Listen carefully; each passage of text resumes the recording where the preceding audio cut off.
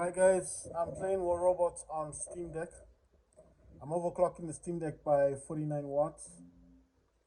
I'm using DS for Windows. That's for emulation. That's how I control. Well, that's how I customize this.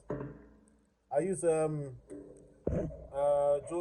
It's a PS5 DualSense controller. I've got two of them. I've got the blue one. I've got the white one as well. Right. So basically, what I do at the start of everything, I always set up the power plans for the Steam Deck.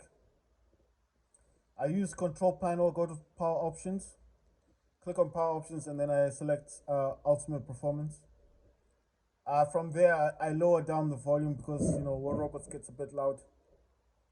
I'm having an issue right now with the DualSense controller seems to want to control the audio for my PC, so I've got a lot of stuff open.